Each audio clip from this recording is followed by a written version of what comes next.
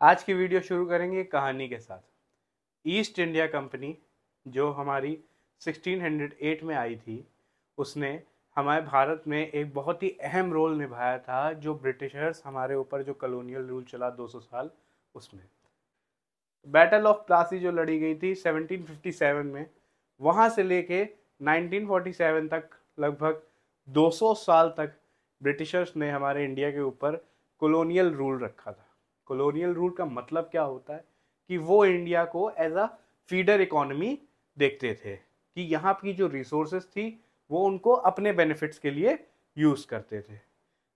आइए इसी को हम लोग और समझते हैं कि इंडिपेंडेंस के टाइम पे जब हम लोग का इंडिया आज़ाद हो गया था तो हमारे इंडियन इकोनॉमी पे क्या क्या इफ़ेक्ट्स आए थे। ईस्ट इंडिया कंपनी के आने से पहले या ब्रिटिशर्स के आने से पहले जो हमारी इंडिया की इकोनॉमी थी वो बहुत ही प्रॉस्परस इकोनॉमी थी।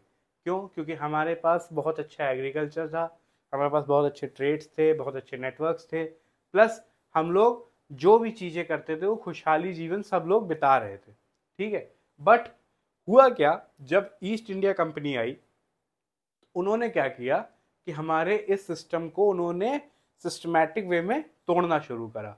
अब उन्होंने कैसे तोड़ा है ये हम लोग आगे समझते हैं कि उन्होंने क्या हुआ। Before the British rule India boasted a flourishing economy characterised by the vibrant agriculture, की अच्छा एग्रीकल्चर था, थ्राइविंग हैंडीक्राफ्ट थे। हम सब जानते हैं कि हमारा जो इंडिया था वो हैंडीक्राफ्ट इंडस्ट्री में बहुत आगे था। ठीक है, एक्सटेंसिव ट्रेड नेटवर्क थे, सेल्फ सफिशिएंट इकोनॉमी थी कि वो अपने आप में ग्रो कर रही थी। ठीक है, बट कॉलोनियल पॉलिसीज ने इस चीज को ट्रांसफर कर दिया। क्या हुआ कि हमारी जो एग्रीकल्चर थी वो भी सिस्टमैटिक ब्रेकडाउन हो गया, जो हमारी इंडस्ट्रीज थी उसमें भी एक सिस्टमैटिक ब्रेकडाउन हो गया, और जो फॉरेन ट्रेड्स थे वो भी एक सिस्टमैटिक ब्रेकडाउन हो गया। आइए पढ़ते हैं कि कैसे क्या हुआ। तो agriculture under British rule, stagnation and exploitation. तो सबसे पहले क्या हुआ, फोर्स कॉमर्शियलाइजेशन हुआ। तो हमारी जो इंडिया की इकोनॉमी थी, जो हमारे इंडियन एग्रीकल्चर थे, जिसमें ऑलमोस्ट कितने 85% पॉपुलेशन एग्रीकल्चरल थी, है ना। तो इसीलिए हमारे इंडिया को एग्रेरियन इकोनॉमी भी कहा जाता है। ठीक है, तो फोर्स कॉमर्शियलाइजेशन में क्या हुआ कि हम लोग अपने इंडिया में वीट, राइस, बाजरा ये सब ग्रो कर रहे थे। जो भी क्रॉप्स हम ग्रो करते थे वो फूड क्रॉप्स थी। बट ब्रिटिशर्स ने क्या कहा, उन्होंने कहा कि हमें फूड क्रॉप्स की जगह कैश क्रॉप्स उगानी चाहिए। कैश क्रॉप्स कौन कौन सी थी? जैसे इंडिगो हो गया, टी हो गया, कॉफी हो गया, ये सब उगाने पे उन्होंने हमें फोर्स करा। ठीक है, जिनकी वजह से जो हम लोगों का प्रोडक्शन हो रहा था फूड क्रॉप्स का, तो वो सब किस में बदल गया? कैश क्रॉप्स में। ठीक है, तो लोग खाने को भूखे पड़ने लगे, उनके पास खाने को था नहीं, क्योंकि एट दैट टाइम उन लोगों से पहले हम लोगों की इकोनॉमी में जो एग्रीकल्चरल सेक्टर में बिलोंग करते थे वो अपना खुद ही उगाते थे और खुद ही खाते थे। ठीक है, खुद ही उन्होंने ग्रो करा और खुद ही कंज्यूम भी करा। बट सिंस कि अब फूड क्रॉप्स हम लोग नहीं उगा रहे हैं, कैश क्रॉप्स उगा रहे हैं, तो खाने के लाले पड़ गए। ठीक, farmers were compelled to go crash crops like indigo, cotton, jute instead of food grains, leading to food scarcity and famines, की सूखा पड़ने लग गया, खाने को नहीं था, एकदम नहीं कहते कि वो प्रॉब्लम्स ही प्रॉब्लम्स क्रिएट होती गई। उसके बाद क्या हुआ, लैंड रेवेन्यू सिस्टम होता है। लैंड रेवेन्यू सिस्टम हमारा क्या है? जमींदारी सिस्टम है, जिसको कि अगर हमें समझना है तो हम लोग इस तरीके से समझ सकते हैं कि एक ट्राइंगल है।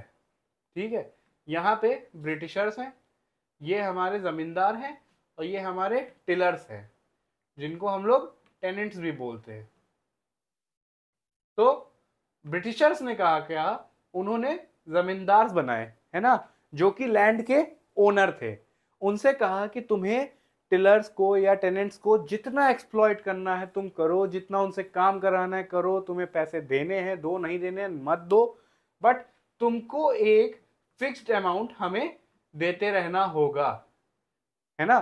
कि आप जो जमींदार बने हैं आप ओनर हैं, अब आप अपने जमीन पे जिनसे भी काम करा रहे हैं हमें कोई मतलब नहीं है, आप उनसे काम कराइए, आप इनकम जनरेट करिए और हमको एक फिक्स्ड अमाउंट देते रहिए। तो तो आप जमींदार बने रहेंगे। ठीक है, तो इससे हुआ क्या कि ब्रिटिश की तो इकोनॉमी ग्रो होती रही, ब्रिटिशर्स को तो ग्रो होता रहा, जमींदार ने भी ग्रो करा। क्यों? क्योंकि उन्हें कुछ पार्ट उन्हें देना था, बाकी वो जो भी कमा रहे थे वो रख रहे थे। बट जो टेनेंट्स थे या टिलर्स थे, इनके साथ क्या हो रहा था कि इनको बहुत प्रॉब्लम्स हो रही थी, है ना। तो उसकी वजह से हुआ क्या, उसका एक ग्रेटर इम्पैक्ट ये पड़ा कि किसी ने भी हमारी इकोनॉमी को बढ़ाने की नहीं सोची, है ना, हमारे एग्रीकल्चर सेक्टर को बढ़ाने की नहीं सोची। और हुआ क्या at the end, low productivity हो गई। क्योंकि जब इन्वेस्टमेंट ही नहीं होगा तो क्या होगा, हमारे पास ना तो अच्छी मशीन्स आएंगी, ना अच्छी टेक्निक्स आएंगी, ना अच्छे मेथड्स आएंगे। जब वो सब नहीं होंगे तो प्रोडक्शन कैपेसिटी हमारी गिर गई। कि lack of investment in technology, irrigation, fertiliser kept agriculture productivity exceptionally low, है ना। जिससे क्या होता गया कि जब हमारी 85% ऑफ द पॉपुलेशन एग्रीकल्चर पे बेस्ड थी, तो जब हमारी प्रोडक्टिविटी नहीं हो रही थी तो उनके बीच में गरीबी आ गई, उनके पास खाने को नहीं था, है ना, लोग भूखे मरने लग गए। ठीक है, किस वजह से? बस कि जमींदार कुछ प्रॉफिट्स कमा रहे थे और मेन फायदा हो रहा था ब्रिटिशर्स को, है ना। फिर इस तरीके से उन्होंने क्या करा, step by step systematic way में हमारे एग्रीकल्चर को ब्रेक डाउन करा। सबसे पहले फोर्स्ड कमर्शियलाइजेशन करा, फिर उन्होंने लैंड रेवेन्यू सिस्टम, यानी कि जिसको हम लोग कहते हैं जमींदार सिस्टम, है ना, ये चालू करा। ठीक, उसके बाद लो प्रोडक्टिविटी हुई। This period saw Indian agriculture transform from a subsistence based system into one focused on serving British industry needs, creating deep structural imbalances. तो हमारा जो सिस्टम था वो सबसिस्टेंस सिस्टम था, कि मतलब हम खुद उगा रहे थे, खुद खा रहे थे, अपने लिए सरवाइव करने के लिए हम प्रोडक्शन कर रहे थे। बट ब्रिटिशर्स ने क्या करा, उन्होंने फोकस करा ऑन सर्विंग, कि आप उगाओ, जो भी करो, हमें कुछ नहीं, आप हमें इनकम जनरेट करके दो या हमें पैसे दो, है ना। फिर इस तरीके से उन्होंने पूरे एग्रीकल्चर सेक्टर को हमारे हार्म पहुंचाया था। ठीक, नेक्स्ट जो आता है वो है डी इंडस्ट्रियलाइजेशन, जहां से हमारे इंडियन हैंडीक्राफ्ट्स का डिक्लाइन शुरू हुआ था। जो हमारे इंडियन हैंडीक्राफ्ट्स हैं वो उस टाइम पे बहुत मशहूर थे, है ना। जो हैंडमेड हैंडीक्राफ्ट्स बनाए जाते थे वो उस टाइम पे वेरी फेमस थे। जो राजा थे, महाराजा थे, वो सब इनको बहुत लाइक करते थे, है ना, क्योंकि ये एकदम यूनिक होते थे। ठीक है, उसमें क्या हुआ कि डिस्क्रिमिनेटरी टैरिफ पॉलिसी लगा दी गई, है ना, कि हम लोगों को ये बोला गया कि जो भी हमारे इंडिया का प्रोडक्शन होगा हम लोग उसको बाहर नहीं भेज सकते, है ना, मतलब उसको हम लोग एक्सपोर्ट नहीं कर सकते, उस पर एक हैवी ड्यूटी लगा दी गई। ठीक है, बट इंडिया में अगर कुछ भी एक्सपोर्ट करना है, इंडिया में अगर कुछ भी इंपोर्ट करना है तो वो ड्यूटी फ्री था, है ना। तो ये क्या हो गया कि high duties were imposed on Indian finish goods entering Britain, while Britain goods enter India duty free, है ना। तो अब इसमें हुआ क्या, आपको यहाँ पे एक चीज समझनी है, वो ये हो गया कि इंडिया को उन्होंने as a feeder economy use करा। इंडिया से वो लोग रॉ मटेरियल लेते थे और उसको ब्रिटेन भेजते थे। किससे से? Through the way of Swiss canal. ठीक है, इसके थ्रू वो लोग इंडिया से रॉ मटेरियल एक्सपोर्ट करते थे ब्रिटेन में। ठीक, वहां पे मशीन मेड गुड्स बनाते थे और उसको वापस इंडिया इंपोर्ट कर लेते थे। और वो जो इंपोर्ट करते थे वो ड्यूटी फ्री था, उस पर कोई भी टैक्सेशन नहीं लग रहा था। बट अगर हमारे इंडियन हैंडीक्राफ्ट जो हैं वो बाहर सामान भेजना चाहें या बाहर एक्सपोर्ट करना चाहें, उस पर हैवी टैक्सेशन लग रहा था, है ना। इसकी वजह से हुआ क्या, जो हमारे हैंडीक्राफ्ट इंडस्ट्रीज थी उनको एक डाउनफॉल देखना पड़ा। क्यों? क्योंकि जाहिर सी बात है, अगर आप सोचो कि जैसे मुझे याद है कि जब मैं छोटा था तो मेरी नानी क्या करती थी, वो हाथ से स्वेटर बुनती थी। ठीक है, वो स्वेटर बहुत ही प्यारा लगता था, बट उसको बुनने में टाइम लगता था, 2 हफ्ते 3 हफ्ते, डिपेंड करता है कि कितना इंसान मेहनत कर रहा है उस पर। कि जो मशीन मेड गुड्स थे वो इजी टू मेड थे, है ना, और वो थोड़े चीपर भी थे। हमारे जो हैंडीक्राफ्ट इंडस्ट्रीज थे उनके जो हैंडीक्राफ्ट प्रोडक्ट थे वो थोड़े एक्सपेंसिव थे और उनमें बनने में टाइम लगता था। तो ये चीज़ जो हमारे इंडिया की पॉपुलेशन थी, जो इंडिया की पब्लिक थी, उसको एकदम थोड़ी नहीं कह सकते यूनिक लगी, है ना, या इनोवेटिव कह सकते, है ना, कि उन्होंने हैंडीक्राफ्ट इंडस्ट्री से शिफ्ट होके वो मशीन मेड गुड्स पे शिफ्ट हो गई। यही हमारा नेक्स्ट पॉइंट है कि competition from machine made goods, कि British machine made textiles were cheaper and could be produced in large quantities outcompeting Indian handmade products. जो ब्रिटिश की जो मशीन थी वो इतनी हैवी थी कि वो लार्ज क्वांटिटी में प्रोडक्शन कर रही थी और जल्दी कर रही थी, और दैट वाज आल्सो चीपर, कि वो सस्ता था। हैंडीक्राफ्ट हाथ से आप खुद बना रहे हो, उसमें मेहनत लग रही है, ऑब्वियस सी बात है कि वो हाई प्राइस पे होगा, बट मशीन मेड गुड्स जो थे वो लो प्राइस के थे। तो उससे क्या हुआ, हमारे हैंडीक्राफ्ट इंडस्ट्रीज को एक बहुत बड़ा सेटबैक मिला, है ना, उनको एक प्रॉब्लम फेस करनी पड़ी। ठीक, अब lack of investment in modern industries, क्योंकि जो ब्रिटिशर्स थे उन्होंने केवल अपना ही डेवलपमेंट करना था, उन्हें इस चीज से कोई मतलब नहीं था कि हमारे इंडिया की इकोनॉमी ग्रो हो रही है कि नहीं हो रही, हमारे यहाँ प्रोडक्शन हो रहा है कि नहीं हो रहा है। तो उन्होंने क्या करा, किसी भी मॉडर्न इंडस्ट्री में, या जो हम लोग कह सकते हैं कैपिटल बेस्ड इंडस्ट्रीज जो थी, जो कैपिटल इंडस्ट्रीज थी, जो मशीन्स बनाती थी, उनमें इन्वेस्ट नहीं करा। The Britishers did not encourage the development of modern industrial basis in India, leading to a lopsided economy. ठीक, अब जो नया पैटर्न था वो क्या था, कि जो डिमांड थी, the rise of new class that prefer British manufactured goods lead to the decline in demand for local handicrafts. अब जो था वो धीरे धीरे डिमांड किसकी होने लग गई, जो ब्रिटिश मेड गुड्स था, यानी कि जो मशीन मेड गुड था, है ना, हमारे जो इंडियन हैंडीक्राफ्ट थे उसकी डिमांड मार्केट से कम होने लगी। तो जब मार्केट में डिमांड कम हो गई है तो हम लोग सप्लाई कर ही नहीं सकते, जब डिमांड ही नहीं तो सप्लाई करके क्या करेंगे, है ना। तो उससे क्या हुआ, बहुत सारी इंडस्ट्री जो हैंडीक्राफ्ट थी वो बंद पड़ गई। इसी तरीके से एक सिस्टमैटिक डाउनफॉल हमें देखने को मिला। ठीक, नेक्स्ट है हमारा foreign trade and the drain of wealth.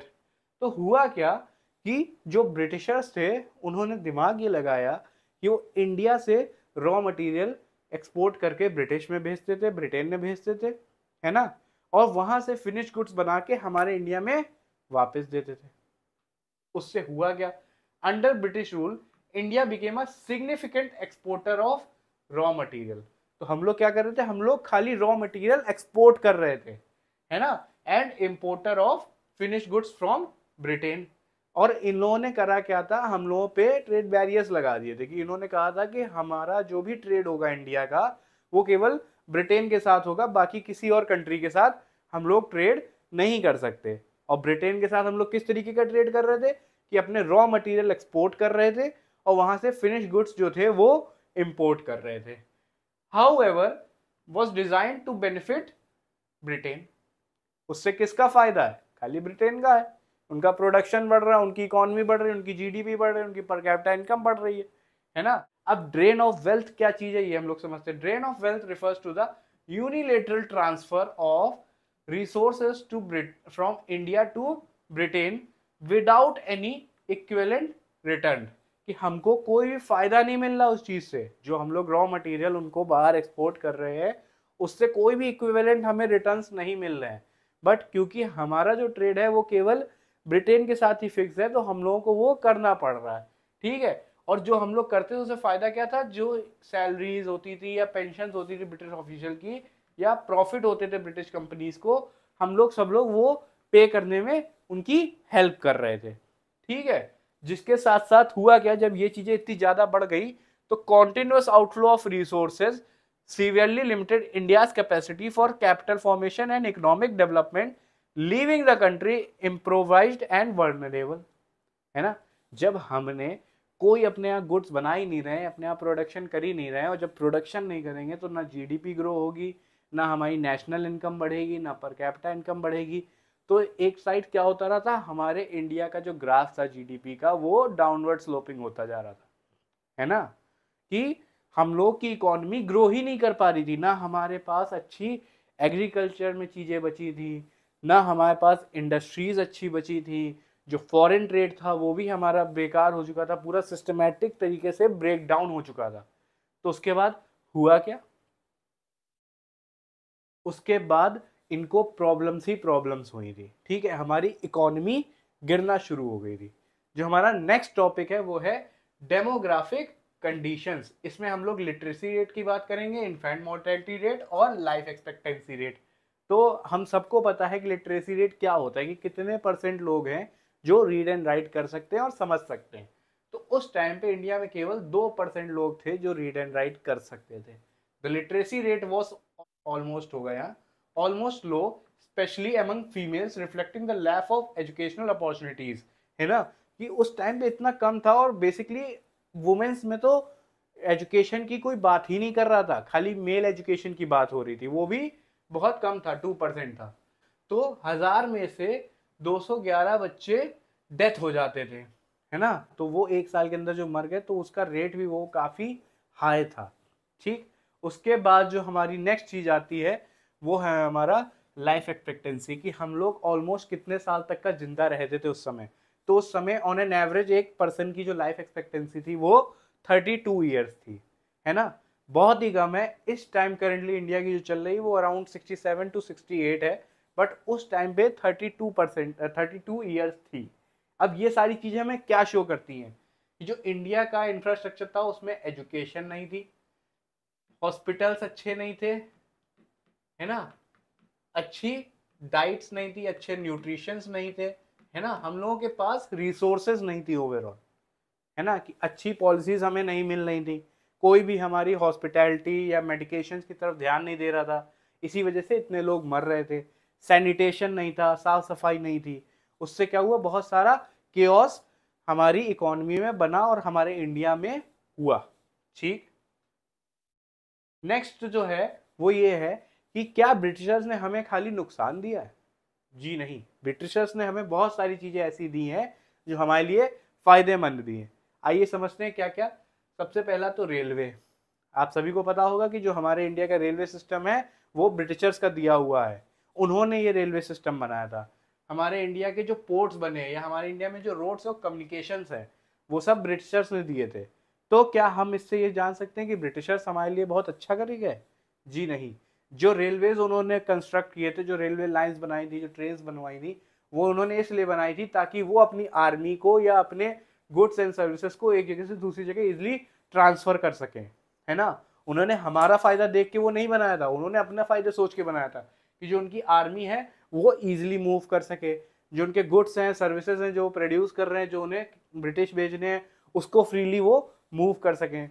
उन्होंने पोर्ट्स बनाए थे, जैसे कि ports like Mumbai, Chennai and Kolkata were developed to support foreign trade, acting as a conducts the export of raw material and import of finish goods.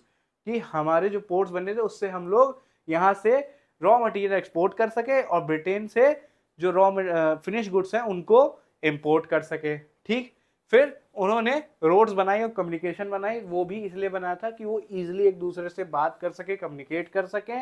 जो उनके army है, अब जो कोई अगर मान लीजिए साउथ में है और कोई बंदा नॉर्थ में है ब्रिटिश वाला, तो वो इजिली आपस में कम्युनिकेट कर सके। रोड्स बनाई थी ताकि आराम से मूवमेंट हो सके, कुछ भी अगर गुड्स फ्लो करने हैं या आदमियों को जाना है या फैमिली मान के चलिए आर्मी को मूव करना है तो वो इजिली फ्लो कर सके। ठीक है, अब हमें ये चीज समझनी है कि पॉजिटिव कंट्रीब्यूशन क्या था ब्रिटिश रूल का। सबसे पहला तो इंट्रोडक्शन ऑफ रेलवेज, है ना, उन्होंने क्या करा था, हमारे यहाँ रेलवे बनाया था जिससे वो लोग इंटरनेशनल, हाँ, जिससे वो लोग इंटर रीजनल ट्रेड करते थे। ग्रोथ हुई थी हमारी कुछ इंडस्ट्रीज की और फॉस्टरिंग इकोनॉमिक यूनिटी। फिर मॉनेटरी सिस्टम, हम लोग जो थे वो सबसिस्टेंस इकोनॉमी में बिलीव करते थे, उगाओ और खाओ, है ना। उन्होंने हमें सिखाया कि हमें कैसे मॉनेटरी सिस्टम को अपने यहाँ इम्प्लीमेंट करना। उन्होंने हमें बैंकिंग फैसिलिटीज के बारे में बताया, उन्होंने लोन्स के बारे में बताया। ये सब चीजें हमें किसने सिखाई?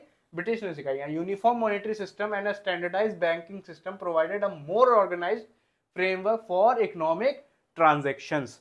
फिर फेमाइन कोड्स, कि अगर सूखा पड़ जाए या ड्रॉट पड़ जाए या फसल अच्छी से ना उगे तो हमें उनसे किस तरीके से कोप अप करना है, ये सब हमें किसने सिखाया? ब्रिटिशर्स ने सिखाया। फिर एडमिनिस्ट्रेटिव सिस्टम, जो आज हम लोगों के यहाँ एक एडमिनिस्ट्रेटिव सिस्टम बना हुआ है एक अच्छा, वो सब किसकी देन है? ब्रिटिशर्स की है। ठीक है, a unified administration system provided political and economic stability which later proved useful for independent India. कि हमें समझ में आया कि हमें अगर देश हमारा आज़ाद हो गया 1947 में तो उसके बाद इंडिया को किस तरीके से रन करना है, क्या पॉलिटिकल चीज़ें होनी चाहिए, क्या इकोनॉमिकल चेंजेस होने चाहिए, किस तरीके से जीडीपी को हम लोग ग्रो कर सकते हैं, ये सब हमने किसने सीखा? ब्रिटिशर्स से सीखा। So these are some key takeaways and questions for you to learn. मैं अभी 2 मिनट स्लाइड से हट जाता हूँ. If you want, you can take a screenshot of it.